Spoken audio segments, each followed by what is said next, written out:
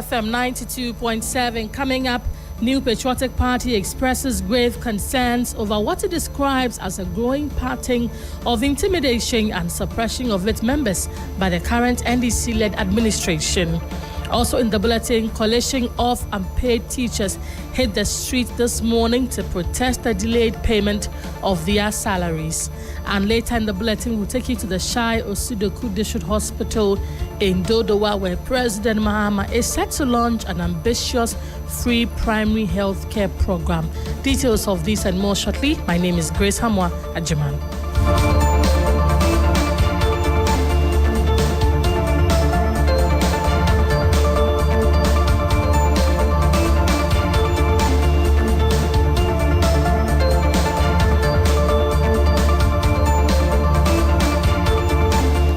Many thanks for joining us. Let's begin the bulletin here. The New Patriotic Party is raising concerns over what it describes as a growing pattern of intimidation and suppression under the current administration led by the National Democratic Congress.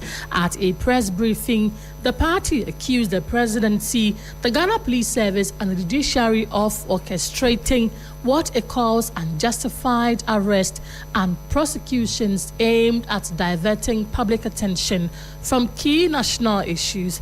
Addressing journalists, the NPP General Secretary Justin Frimpong Kodia warned that freedom of speech is increasingly under threat, insisting that the party will continue to speak out what it views as a deliberate attempt to silence dissent. Well, let's go on the phone and speak to Deborah. Okay, we're working the phone to speak to my colleague Deborah Abamensa, who went to that NPP press. She will talk to us about what the party has been saying, if they are making any demands, if they are thinking of sending any petition to any of the institutions they've mentioned, and what their next line of action is going to be. But this is the media news on 3FM 92. We'll be talking to you about that presser by the New Patriotic Party, raising serious concern for what it describes as a growing pattern of intimidation and suppression under the current administration led by the NDC. We will hear from the NPP General Secretary Justin Frimpong Kodia shortly when we're able to bring you that audio subsequently. But let's move on the bulletin now and do other stories, because the members of the Coalition of Unpaid Teachers are currently on the street of Accra protesting delays in the payment of their salaries. According to the group, the Ghana Education Service owes them between 8 and 18 months in arrears. My colleague Joseph Armstrong is engaging some of the teachers. Let's quickly listen to him. 9th November 2024. Why? Ever since. How many months have you been paid? Only 1 month. Only 1 month. Only 1 month. Only 1 month. We are working for 14 good years. How do you survive? How do we survive? We go up in borrowing. Now our first time, they are honestly tired. They are tired of us. When we go and even pay for Gary, they will not give us. How much have you borrowed so far? Our rent, they are backers. We can't pay our bills. We can't pay our bills. Our children's school fees, they are there. They can't be attend better schools again. What teachers have to stop? You want to share something with me too? Yes. What I want to say, I want to talk to plead with the education minister. He should please come and fulfill his promise. He told us the last time we came crawling on their knees, he promised us that they will pay us everything, including our arrears. But only to realize that they placed us on 1 month's salary, including our arrears on our PV, only for it to vanish after 3 months of validation. We didn't see it. They didn't pay us our arrears. We are pleading. Please, Lawyer Haruna, you are our countryman. Please, we are pleading with you.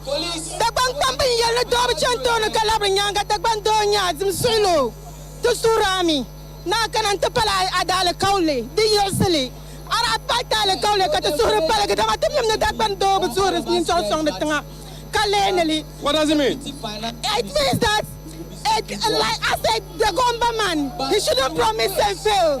He should come and fulfill his promise.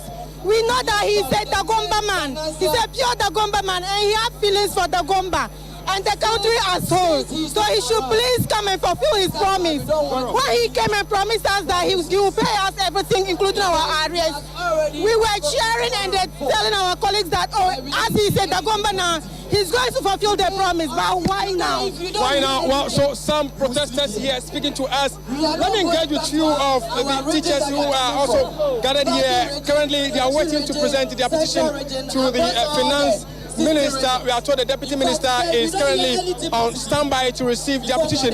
Where are you coming from? Takrady. You are coming from Takrady? Yes, please. And you were employed when? 2024. 2024? September 2024. Okay, and you've also received how many months of salary? Okay, so I have 14 months arrears. 14 months arrears. Yes. In fact, I started receiving my salary from November 2025. Okay, so we ask, apart from teaching, what else do you do to survive? Basically, it's all teaching. It's all teaching? Yes. So are you also borrowing from friends? Yeah, we have. Honestly, we have already done that.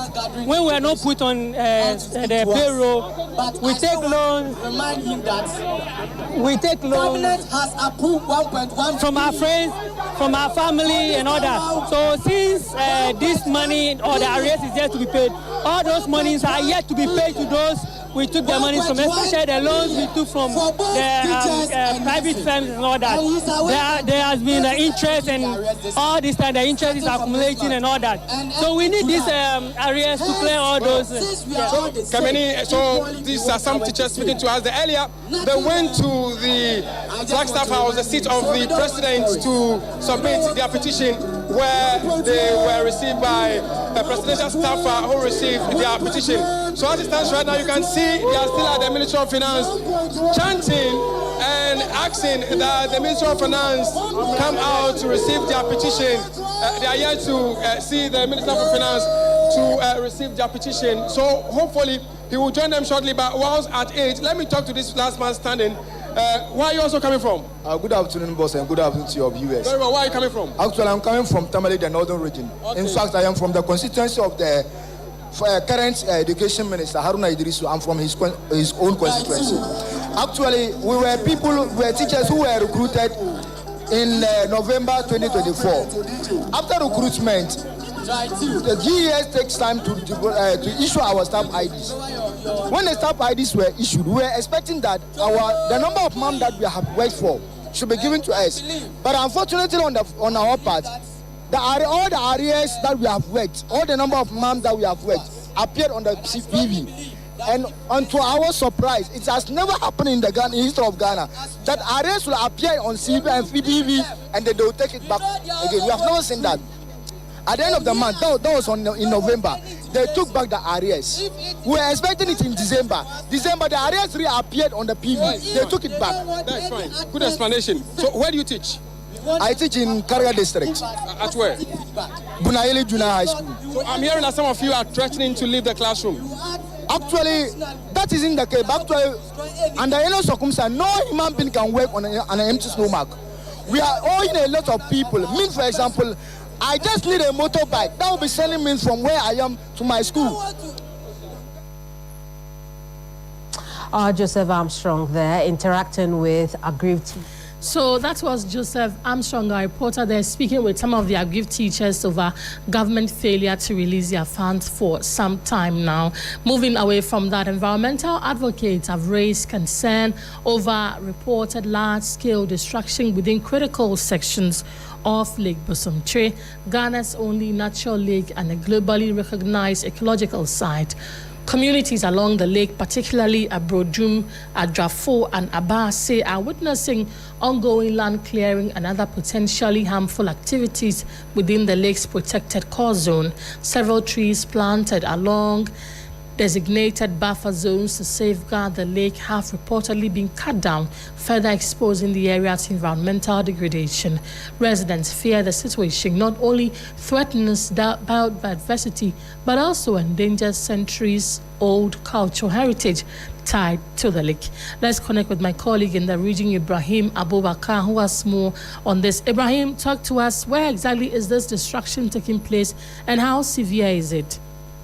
Well, Grace, the destruction is quite extensive around the Abrojom community, which is one of the 22 communities surrounding the lake. And the land has been cleared, and you realize that the section of the vegetation protecting the natural resource has been removed. Buffer zones have been encroached upon, and several protective trees have also been cut down, raising concerns about soil erosion, water pollution, and even long-term ecological damage. In fact, like you rightly mentioned, environmental advocates like Arocha Ghana are concerned because they believe that there is a potential to cause irreversible harm if the situation is not properly addressed. And already we do know that studies have pointed to declining fish stock in the area and the growing impact of illegal mining activities around the catchment area. So there is the need for the lake to be protected. And Ibrahim, have the perpetrators been identified? Well, Grace, at this stage, the exact perpetrators have not been identified yet. However, local sources suspect the involvement of private developers and individuals engaged in unauthorized construction and even land acquisition. If we will recall, even in 2021, we did a similar story. That one was PPA, where people also came to cut down the trees. But fortunately, the Asantini intervened and ordered them to replant the trees, and even the chief was removed. So similar thing, because the assembly is saying, the Busumchi District Assembly is saying they are unaware of any ongoing activity, which tells you that whatever is going there currently is illegal.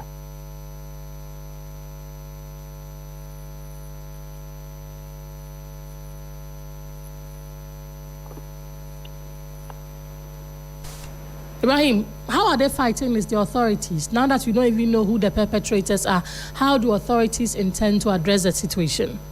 Well, for now, they said they are monitoring the situation, and they have also kickstarted their investigation to be able to identify those responsible for the cutting down of the trees. But there are calls for stricter enforcement of environmental regulations and even possible halting of all ongoing activities and restoration of affected areas. Residents are expecting authorities to, this time around, take decisive action to prevent further destruction, because the lake, as we speak, is a lifeline for over 70,000 people who are within the communities surrounding it, and they depend on it for farming. So almost everyone is concerned, and they are expecting authorities to ensure they bring the perpetrators to book. Right, Ibrahim, thank you for the updates. We know that you're staying on the story, and then you bring us updates as and when you get to. Thank you for talking to us, Ibrahim Abubakar, a man in the Ashanti region. Away from that, the office of the West Mamprusi Municipal Coordinating Director remains locked over 24 hours after a group of irate youth stormed the assembly. The coordinating director, Justice Bayon, is said to have fled the premises before the youth arrived in the early hours of Tuesday. The protectors accused Mr. Bayon of absenteeism, unfairness, and failure to sign important contract document causing a stall and development project.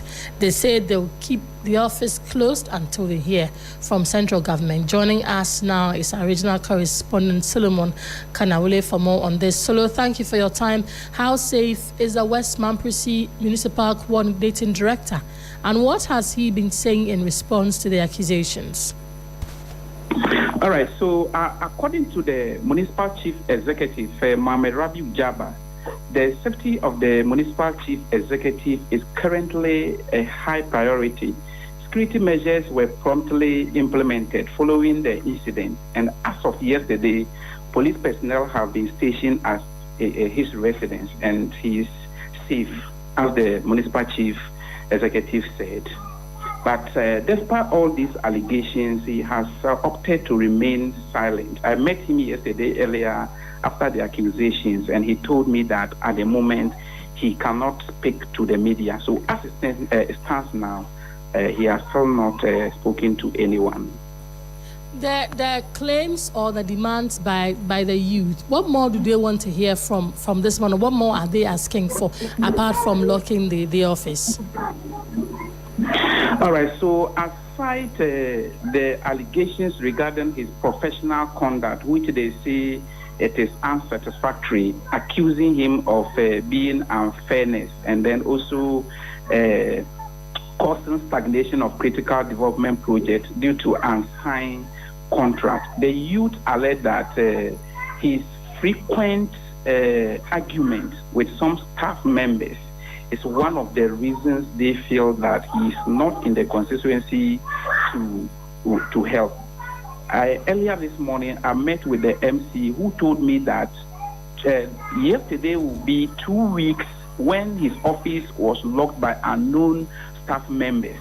And with the effort of the MC and then the party chairman, they were able to bring issues down. So, per what I gathered, yesterday wasn't the first time his office has been locked initially by staff members whom the MC said they didn't know, but he was able to bring the situation under control.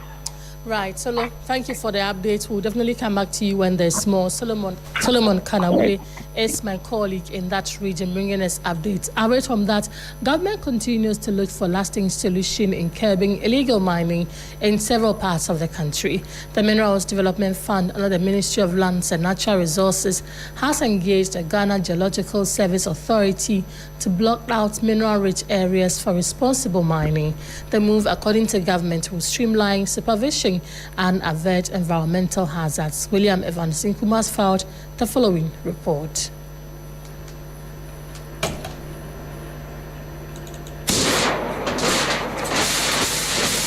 For years, Ghana's approach to illegal mining, known locally as galamsey, has leaned heavily on interdiction and prosecution.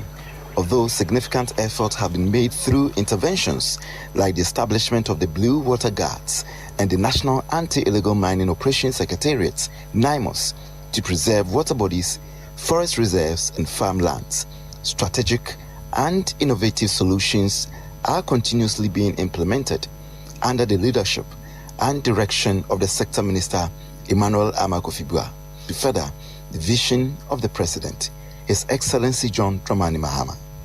The Mineral Development Fund and the Ghana Geological Survey Authority agreement is poised to change that situation.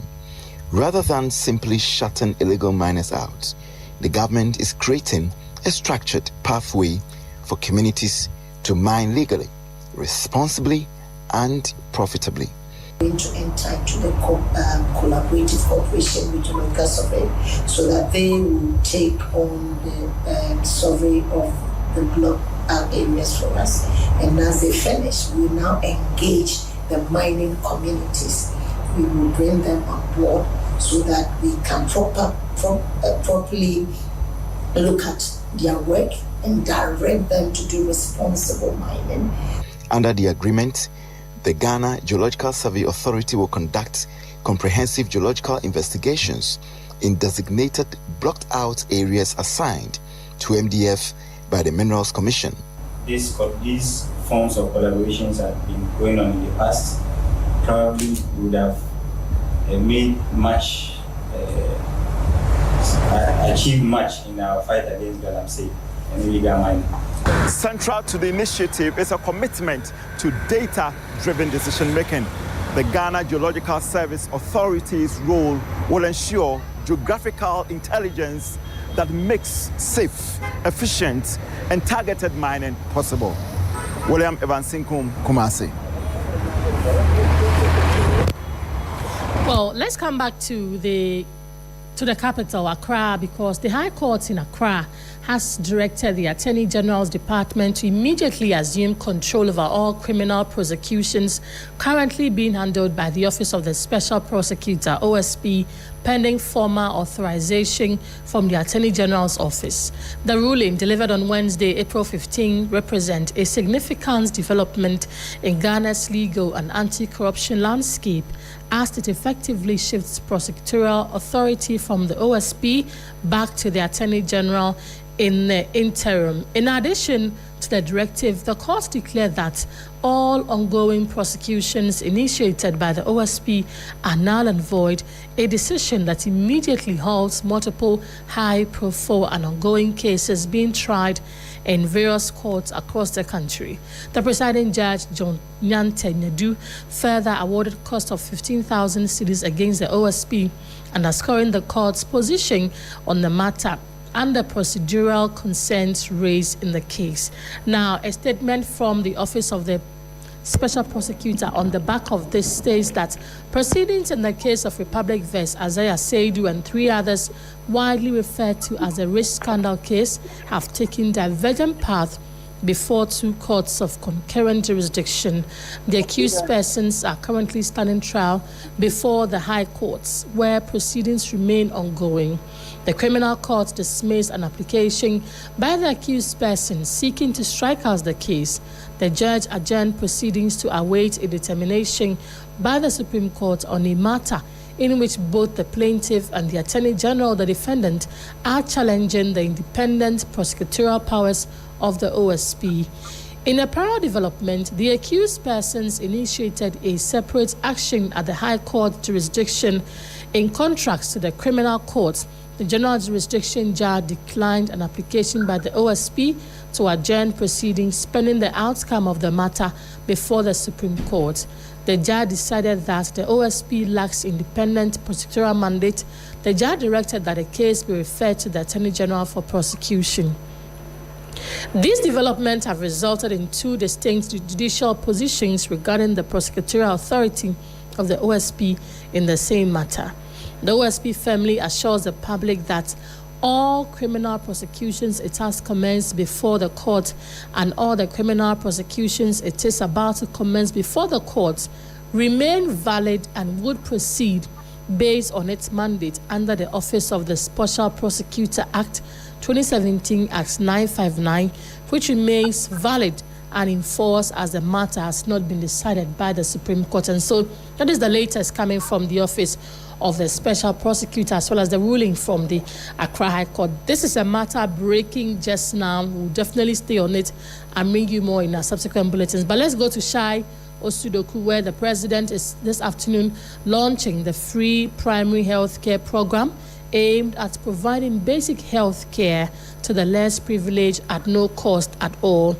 The initiative is designed to make essential primary health care services free at the point of care at the polyclinics, CHIPS compounds, and health posts to improve early treatment, strengthen preventive care, and reduce congestion at higher level facilities. Let's connect with our reporter there, Sarah Penko. Sarah, talk to us. Has the event started? Has the president spoken already? What do we know? What is currently going on? Yes, the event started a few minutes ago, as you said, Grace. The president has just taken the podium and delivering his speech. But as you rightly said, today the president is launching the free primary health care, which is expected to take place in 150 districts across the country, where health posts will also be put in the community to enable people go and check for their vitals, their BP, breast cancer screening, diabetes, and also just to improve upon health prevention of diseases, so early detection before they are referred to the secondary and tertiary healthcare facilities. So indeed, currently the president is on the podium. He's speaking. We would be listening to him to see what exactly he hopes for the country to achieve with this particular initiative as he launched it today. Sarah, we know that it's expected to provide free health care to the less privileged. What has been the euphoria around the event today? Indeed, it's happening at the Shai Osudoku District Hospital, and as usual, there are patients around as well as dignitaries, the traditional authorities all present. A lot of people who came to seek medical care are part of the audience wanting to find out what is happening. One thing that it's peculiar is the fact that it appears that the people in the community, the grassroots, do not really understand the concept of the policy. So They will meet you and they'll be asking what is happening. They only know the president is coming here, but they do not really know what is happening. But a few activities are happening, like drama and things to inform the community people about what the concept of the primary healthcare initiative and how they can access it directly within the chief's compounds, the health posts, and the polyclinics within their communities. All right. Sarah, thank you for those updates. We know the president's about speaking. When he does, we'll definitely come back to you for more. My colleague Sarah Penkro updating us on the launch of the free primary health care program by President Mahama. Before we go, Ghana has reaffirmed its commitment to protecting civilians from the devastating effects of explosive weapons as it co-hosts a regional workshop in Accra. The Executive Secretary of the National Commission on Small Arms and Light Weapons, Dr. Adam Bona, says the country is reviewing its national arms bill to strengthen regulations and enhance civilian protection. More in this report.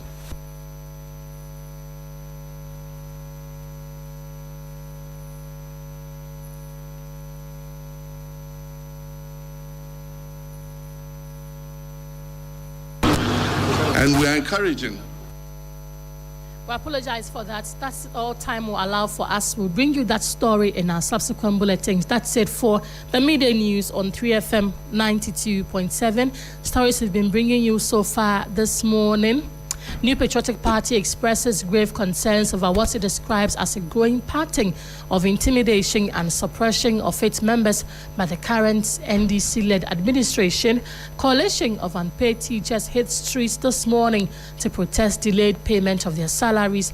And we also took you to the Shai Osudoku District Hospital in Dodowa, where President Mahama is launching the ambitious free primary health care program. Many thanks for joining us. Bismarck Awusa is standing by to bring us the latest in the world of business. Good afternoon.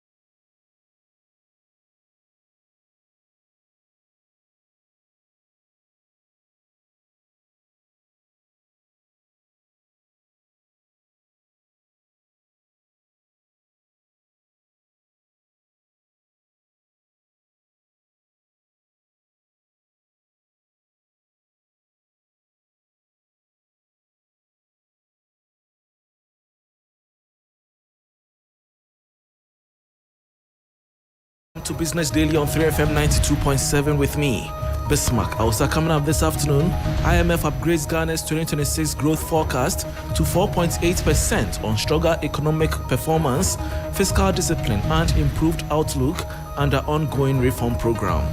Also ahead, National Petroleum Authority (NPA) sets new price floor effective April 16 with marginal petrol cuts, sharp 1 cedi drop in diesel, and slight increase in LPG prices. Plus, cement manufacturers petition government for immediate review of sharp increase in free on-board values on imported raw materials amid fears of higher cement prices. We'll bring you details of our headlines and other stories shortly. Please stay.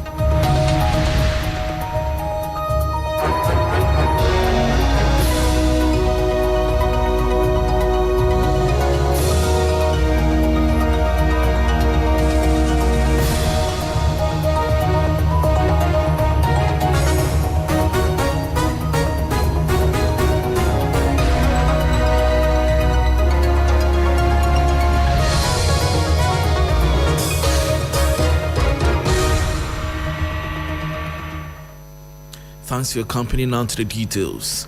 Ghana's economy is expected to grow faster than earlier projected this year, despite rising global uncertainty. The International Monetary Fund, IMF, has revised the country's 2026 growth forecast upwards to 4.8%, citing stronger economic performance and continued fiscal discipline. My colleague Michael Obodu has the details.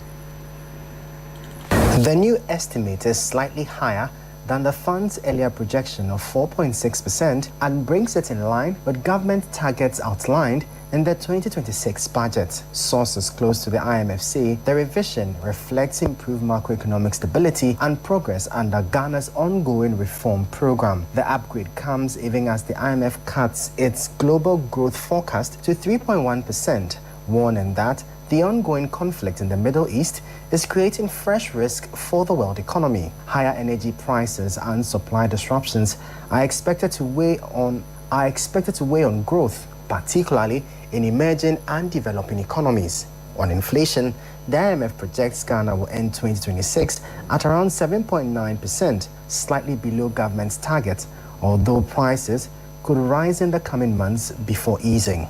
The fund is also urging central banks, including the Bank of Ghana, to proceed cautiously on interest rate decisions amid the current uncertainty. The World Bank has issued a similar outlook, also forecasting growth of 4.8% for Ghana, but warning of a slowdown compared to the 6% expansion recorded in 2025. Inflation, it says, could end the year slightly higher at around 9%. Despite global headwinds, both institutions say Ghana is likely to maintain steady growth and single-digit inflation, although external risks, particularly from energy markets, remain a key concern. And that was a 3 Business News Desk report on the IMF upgrading Ghana's 2026 growth forecast to 4.8%. Moving on, the National Petroleum Authority, NPA, has set new minimum price floors for petroleum products for the April 16 to May 1 pricing window, with diesel recording a significant 1 cedi reduction, while petrol sees a marginal dip and LPG inches up slightly. The following 3 Business News Desk report has the details. Information picked up from industry sources indicates that petrol will now sell at a minimum of 13 cedis 27 pesos per litre, down slightly from 13 cedis 30 pesos recorded earlier this month. Diesel, however, has recorded the most significant drop among the products, falling by 1 cedi to 16 cedis 10 pesos per litre, one of the biggest reductions in recent times. Liquefied petroleum gas, LPG, on the other hand, has seen a marginal increase, going up to 10 cedis 79 pesos from 10 cedis 71 pesos. The authority says all oil marketing companies and LPG marketing companies are required to comply strictly with the approved price floors under the petroleum products pricing guidelines. However, the announced prices do not include premiums charged by international oil trading companies, as well as margins by bulk distributors and marketers. This means oil marketing companies will determine the final pump prices independently once all additional costs are factored in. Despite the reduction in some components, consumers are expected to pay higher prices at the pumps when all levies and margins are applied.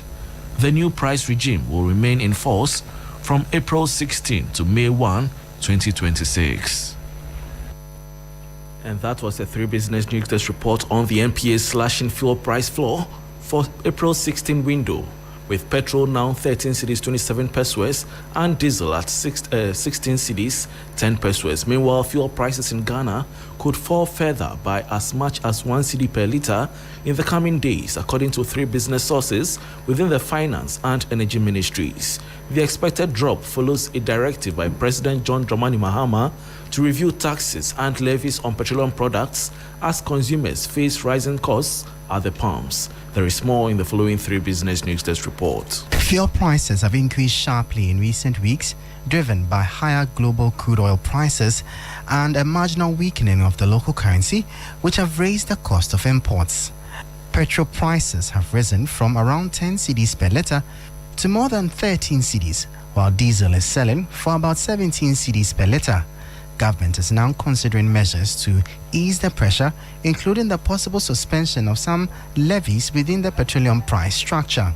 A group of civil society organizations has also called for deeper cuts, proposing a reduction of 1 cedi 65 pesos in the current price build-up. They say the move would provide relief for households and businesses and could be supported by increased revenue from crude oil production and exports. 3 business sources say an official announcement on the measures is expected as early as April the 15th, with consumers likely to see a reduction of up to 1 cedi per litre, although details of the specific levies to be affected remain unclear. The government has yet to formally confirm the changes as discussions continue on how best to cushion consumers while managing the impact on public finances. And that was a 3 Business News Desk report. This is still Business Daily on 3FM 92.7 with me, Bismarck. Outside some other stories, the Chamber of Cement Manufacturers Ghana is calling on government to urgently review the recent sharp increase in free on board or FOB values imposed on key raw materials used in cement production. According to the chamber, the revised values were introduced without adequate stakeholder consultation and are placing heavy cost pressures on local manufacturers. It says the FOB value for clinker has jumped from $40 to $136 per metric ton, while granulated furnace slag has increased from $3 to $40 per metric ton. The chamber is in a petition signed by the chief executive, Dr. George Dawson Amoah, warns that the increases could lead to higher taxes and duties, raise production costs, and eventually push cement prices up for consumers, a situation that could negatively affect construction, housing, and infrastructure across the country. Before we go, a Ghana-based telecom infrastructure company has secured a major legal victory in an international arbitration dispute over unpaid bills. ATC Ghana says it has won a ruling at the International Chamber of Commerce against AT Ghana over outstanding payments for the use of telecom tower infrastructure. The dispute centers on unpaid lease fees for telecom towers operated by ATC Ghana, which provides critical infrastructure to mobile network operators. According to details of the ruling, the arbitration tribunal found in favor of ATC Ghana after determining that AT Ghana had failed to meet its contractual payment obligations. The case follows a long-running dispute between the two companies over debts linked to tower services, which are essential for maintaining mobile network coverage. Reports indicate that ATC Ghana had previously reduced the outstanding amount significantly during negotiations, but payments were still not made. The ruling is expected to strengthen ATC Ghana's position in recovering the debt and could have wider implications for contractual enforcement with Ghana's telecom sector. Industry analysts say disputes of this nature highlight ongoing financial pressures within the telecom industry, where infrastructure providers rely heavily on timely payments from operators. Similar tensions in the past have led to service disruptions, raising concerns about the potential impact on consumers. The outcome of the arbitration is seen as a significant precedent for resolving commercial disputes in Ghana's telecom sector, particularly those involving international arbitration frameworks.